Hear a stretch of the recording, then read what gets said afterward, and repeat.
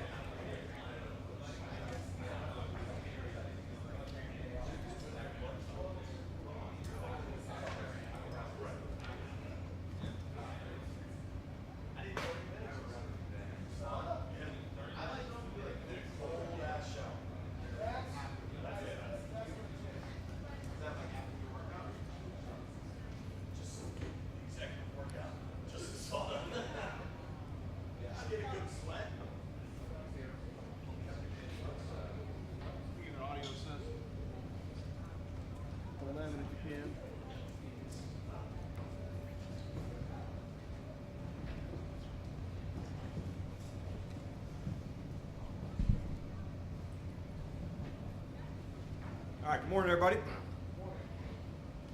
We got give you some insight what you might see today. There'll be a lot of red zone work in this last block. You'll also see some competition where, for instance, second down and play it out. You know, may go second down, goes to 2nd and 9, goes to 3rd and 4, or could go second down to first down. So some of those unscripted plays that just allow the communication, the flow of a small series to take place. But that's what we'll hit on a bunch today, and then we'll finish like we normally do with some type of end of the game moments or end of the half. And but good day to get rocking with all the guys. So starting to get into a camp routine now, which feels good. So let's get it rolling.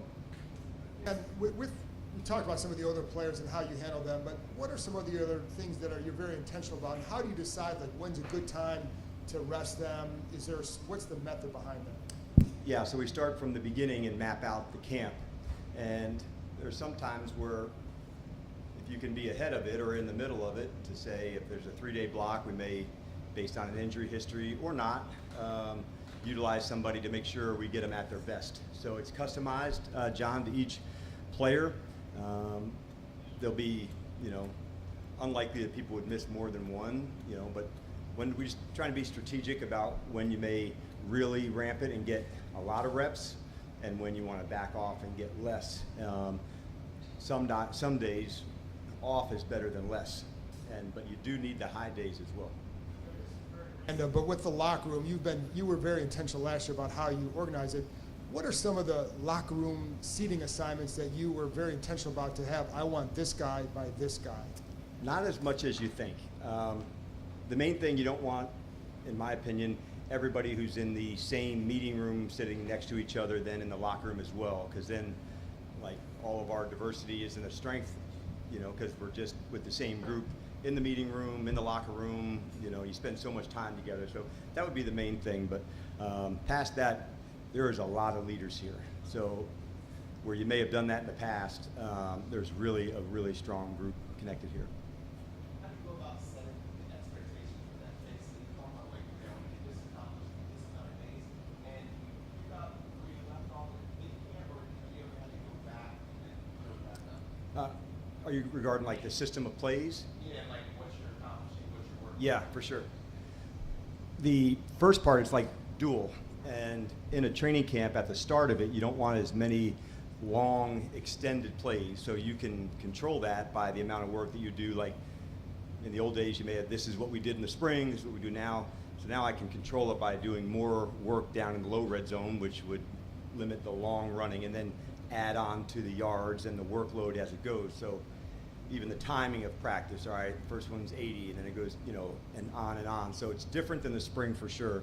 I think an old coaching method we had was, hey, these are the installs in the spring, we did them, and then you just repeat them at a training camp. I don't think you can do that anymore based on how the off season is. So I just customize it to now, and then this block will be over, and then we'll turn on the next one and, you know, have another emphasis beginning on Sunday with the team.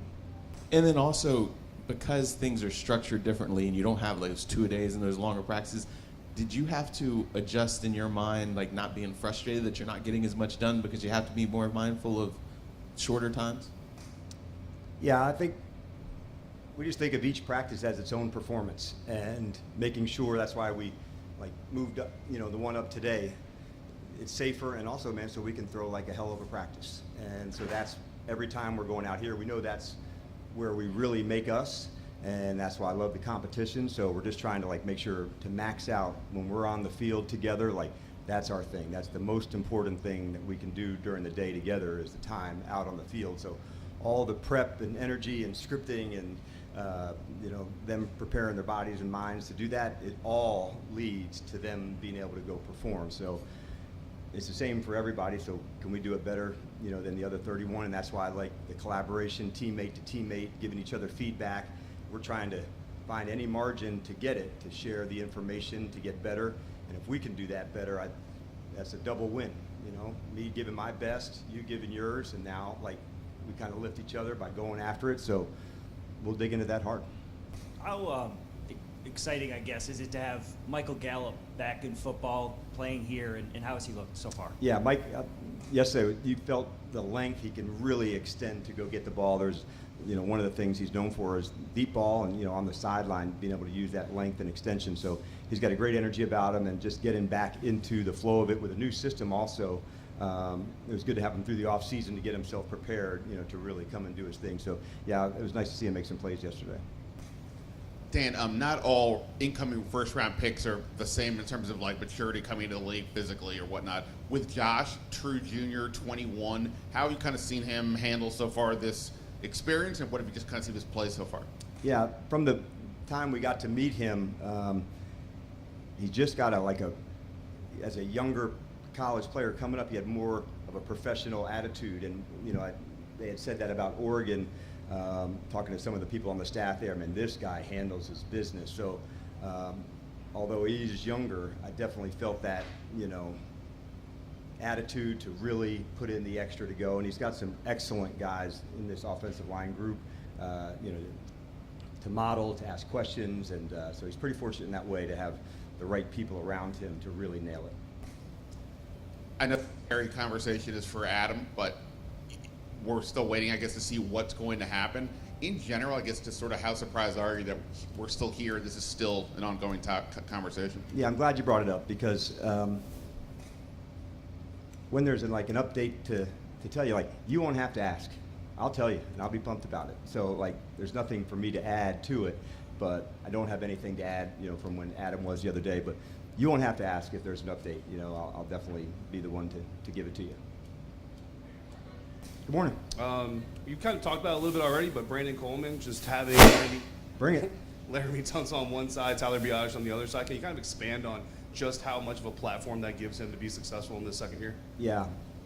Brandon's work ethic is really sets him apart, and so he's thoughtful. He wants to ask questions, and Tyler's that way in a sense too. And I'm still getting to learn Laramie, but to have two guys that have been in the fights together, right side by side, next to one another. The best offensive lines really can communicate well, and I love how much time I see these guys spend together on the field, off the field, support one another. So from Brandon moving from outside to inside, for guys like Nick Allegretti, he's the greatest teammate you can have. He's just all in with you, and so he's an example of somebody that Brandon can also talk to. What about this technique? What about that look? And you have to figure some of it out on your own. Not every technique works for every single player, but Brandon's thoughtful enough to say, okay, this is what works for me. You're real big on competition across the board, right? Yep. That first 11-on-11 play, calling up the deep shot, very first play of camp. How does that kind of help set that? It does set it because it's us we're our first opponent. And if we just stay in that mindset and absolutely love doing it together, you'll just find, man, you just keep getting better and stronger going against each other. So it's that fine balance of make sure not on the ground, taking care of each other, but absolutely battling for it together. It's a lot of fun, and that's what makes being a part of this team a really cool thing. If it's a touchdown or not, hey man, was it a sack? Was it not? And so then on to the next one, and then on to the next one. And if you kind of stay in that moment and not looking past, I beat you or you beat me, and then now we're going to the next one. It helps fuel, getting better. Hey, good morning, Coach. Good morning. So what does the next step look like for Ben Sinnott and Javante Jean-Baptiste? Yeah. It started in the offseason. Both of them gained some strength and some size. They've added confidence in their game because now more reps, more techniques to do that. And now we just need to get them in and playing. But both of them have really, kind of jumped out to us this offseason to say, okay, this is your time. You've, put the work in. Now you get to go do that. And so finding ways for them to express that in practice, here, against other teams, preseason games, that's the next step. Hey, Coach. Good morning. You talked a little bit yesterday about really looking at some of the players that just came here, Goldman and Kinlaw and all those games as far as how they're mashing. In the early stages of camp in getting ready for the Patriots and the Ravens inter-squad scrimmage, early on, what is it that you want to see from this team as a whole? Understanding one another. I want to hear the communication. That's what I want to see at practice. So they have a rock solid understanding of a technique. For people that have had lots of experience, okay, I've done it this way, but this is how we'll do it here. That's a big piece of it. The next piece is their ability to, us as a staff, find the unique things they can do and then draw it out of them. And so us as a staff getting to learn who the player is, what their strengths are, that's also part of the next month. The newer players here, Will Jones and Jonathan Jones, what have you seen from those two guys in the early stages as they mash together with their teammates? Yeah, I feel Jonathan's speed, and Will as well. Both of these guys can really fly. On the first day, I felt Will's communication as a safety, that's so important to be able to talk ahead of the call. So a formation or something that's about to happen, kind of like playing defense in basketball, can you say where the screen is? Can you say where the ball is going to be? And so for the safeties and the people that can do that, that's a really big deal. And then from Jonathan, from day one, man, this is a absolutely squared away professional that can play multiple spots, nickel and corner. He's been an absolute blast to coach. Morning, Dan. Morning. We've talked about it. The running back room is deep. You got some players in that room, specifically Ja'Cory Krosky-Merritt. How does he jump out to you, and how does he fit into that room? Yeah, it's at that position, like I said, it's a hard one to evaluate in non-pads because you don't know if did the person make the tackle, did he break the tackle, and so it's offensive line, defensive line, and running backs are sometimes the hardest, but what you can evaluate is the explosion on the cut, the assignment, was the read correct, and having Anthony here is a really big deal, from a running back standpoint. He's got so much experience, can give the insight to the players to absolutely get them right. But I think it's the violence of the cuts, that he can get his shoulders square and get downhill fast. So I'm very excited to see, once we get into some opportunities where does he get tackled, does he not, does he run through some? So, but he's off to a really good start. A lot of this predates your time here, but because they were drafted in back-to-back drafts. Can you hit the first part again, JP? Sorry. Yeah, just a lot of this predates your time here, but Duran and John Allen were drafted back-to-back first-rounders from Bama, and they were always kind of like brought up together. What, if any, differences have you noticed with Duran, with John gone? Just vocal? That'd probably be a better one for Duran. I don't want to tell his story, because I wasn't here during when they're, like you said, coming through together. But what I can say is that, man, is he really on it. Like, he's been absolutely going for it the entire spring. There's an energy about him and a discipline that he's really ready to go take it on. You talked a little bit about this during the offseason when you brought him back, but how important is it for Zach Ertz and the role he has, and just even watching him go through special teams drills and just the leadership he brings? We talk Bobby and Vaughn, but Ertz is right there. 100% he's right there.